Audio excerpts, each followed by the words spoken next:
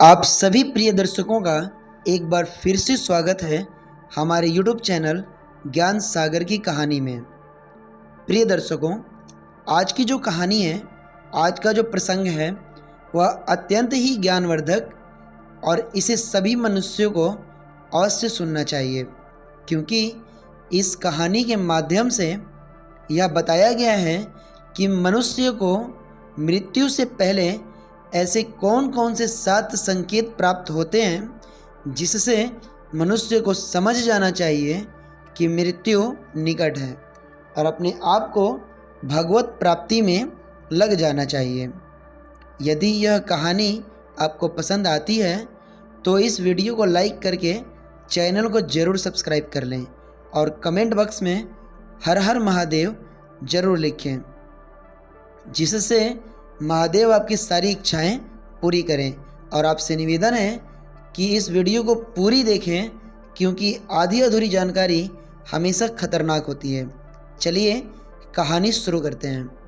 एक समय की बात है, एक बार नारद मुनि के मन में एक प्रश्न उठता है कि सभी जीवों की मृत्यु एक न एक दिन होनी निश्चित है, फिर भी मृत्यु आने से पहले ऐसी कौन सी कुछ संकेत हैं जो मृत्यु आने से पहले सभी जीवों को महसूस होते हैं। यह प्रश्न मन में उठते ही वे तुरंत मृत्यु के देवता यमराज के पास चले जाते हैं और उनसे यह प्रश्न पूछते हैं। यमराज नारद मुनि की बातों को सुनकर हंस पड़ते हैं। फिर वे बोलते हैं, हे नारद, यह रहस्य की बात तो हर जीव जानना चाहता है कि मृत्यु आने से पहले वे कौन से संकेत हैं जो उन्हें अभ्यास कराते हैं। फिर भी यदि आप उन संकेतों को जानना चाहते हैं तो आपको इसके लिए धरती पर जाना पड़ेगा, क्योंकि मैंने इन संकेतों की जानकारी धरती पर मौजूद कुछ जानवरों को दे रखी है और वे इस गूढ़ रहस्य की जानकारी आपको दे सकते हैं। परंतु ध्यान रहे, जैसे ही आप उनसे यह प्रश्न पूछेंगे, वे आपको जवाब देने से पहले एक पहेली पूछेंगे। यदि आप सही जानकारी उन्हें देंगे तभी वे आपको इस सवाल का जवाब देंगे।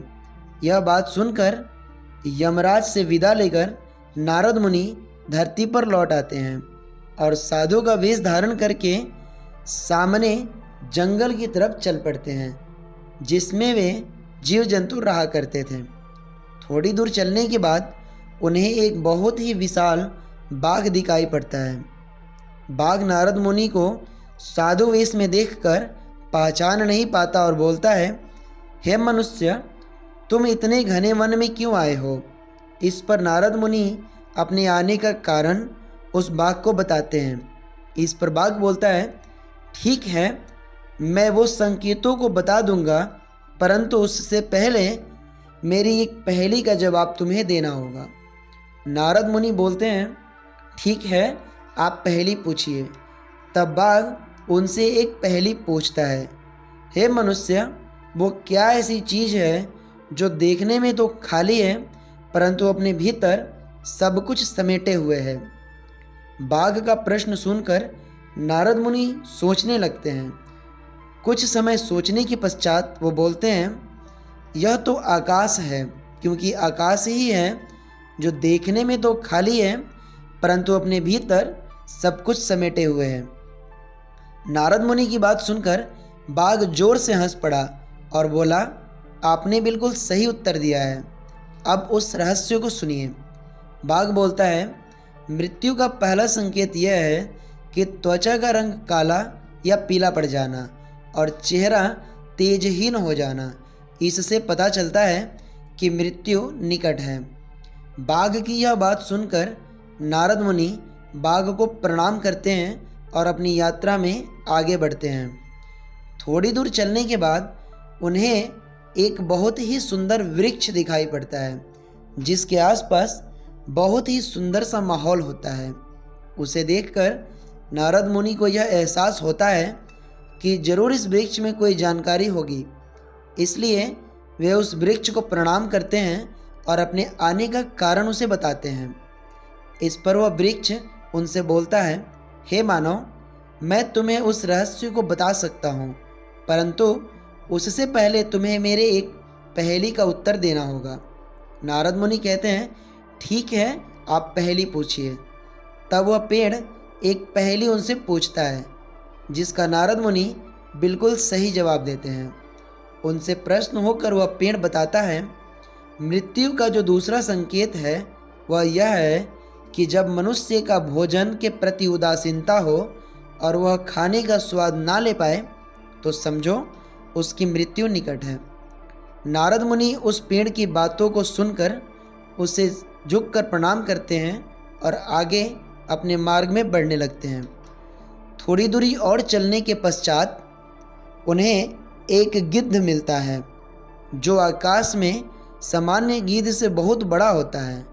नारद मुनि उस गिद्ध को झुककर प्रणाम करते हैं और अपने आने का कारण भी उसे बताते हैं। वह गिद्ध नारद मुनि से एक पहेली पूछता है, जिसका नारद मुनि सही जवाब दे देते हैं।